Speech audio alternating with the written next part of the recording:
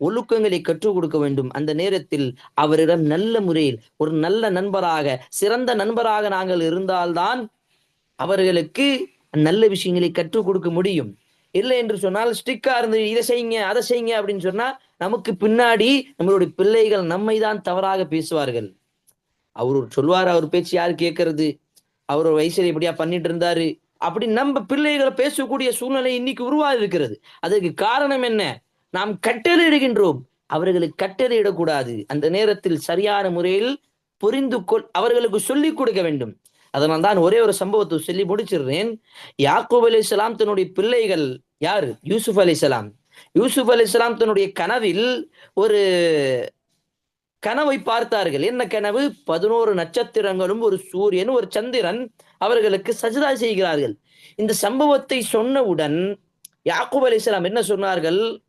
இதை உங்களுடைய சகோதரர்களுக்கு லா தக்சுஸ் ருயாக அலா இக்வதிக, உங்களுடைய சகோதரர்களுக்கு சொல்லாதீங்க. இன்னைக்கு நம்ம இப்படி சொன்னோம்னு வச்சுக்கோங்க.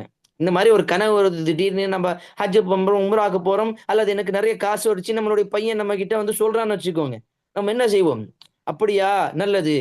அல்லது நமக்கு நம்மளுடைய அ சகோதரர்களுக்கு அல்லது இன்னொரு பிள்ளைகளுக்கு எதிராக ஒரு பிள்ளைக்கு அல்லது கனவு வரக்கூடிய அந்த பிள்ளைக்கு தன்னுடைய சகோதரர்களுக்கு எதிராக வரக்கூடிய ஏதாவது ஒரு கனவு வருதுன்னு வச்சுக்கோங்க.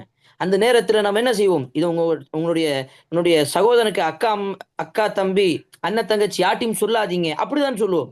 ஆனால் யாக்கூப் அலைஹிஸ்ஸலாம் அந்த நேரத்தில் அது மட்டும் சொல்லாமல், லா தக்சுஸ் ருயாக அலா இஹ்வதிக ஃபயகீது லக கைதா. காரணத்த சொன்னாங்க. நீங்க இப்படி சொல்லிட்டா என்ன ஆகும்? ஃபயகீது லக கைதா. உனக்கு எதிராக சூழ்ச்சியை அவர்கள் எதிர் செய்வார்கள். உனக்கு எதிராக அவர்கள் சதிகளை உருவாக்குவார்கள். அது என்ன இப்படி திடீர்னு ஒரு கனவு வந்திருக்குது. அப்ப நாங்க என்ன இப்படியா? அப்படின்னு தவறான ஷைத்தான் அவருடைய உள்ளத்தில் ஊசலாட்டத்தை ஏற்படுத்துவான். அதனால இன்ன ஷைத்தான் லக்கும் அதுவ்வும் முபீன். அவன் மிகப்பெரிய ஒரு துரோகி, மிகப்பெரிய ஒரு எதிரி. அந்த ஷைத்தான் சகோதரனுக்கு மத்தியில் இந்த மாதிரி வசுவாசாக்களை உருவாக்குவான். அப்ப பெற்றோர்களாக இருக்கக்கூடிய நாம் பிள்ளைகளை தடுக்கும் பொழுது, இந்த மாதிரி நல்ல விஷயங்களை சொல்லும் பொழுது, இந்த மாதிரி தவறான விஷயத்தினை தடுக்கும் பொழுது அவர்களுக்கு சொல்லிக் கொடுக்க வேண்டும். இதை செஞ்சீங்க அப்படின்னு சொன்னா இந்த பாவம் இருக்கிறது. இன்னைக்கு பல பேருக்கு வட்டியுடைய பாவத்தை தெரியாமல் தான் அந்த பாவத்தில் இருக்கிறார்கள். அப்ப நம்மளுடைய பிள்ளைகளுக்கு நல்ல முறையில் நல்ல சிறந்த நண்பராக இருந்து அவர்களுக்கு ஒவ்வொரு விஷயத்தையும் சொல்லிக் கொடுக்கும் பொழுது, இதற்கான நன்மை, இதுக்கான பாவம், இதுக்கு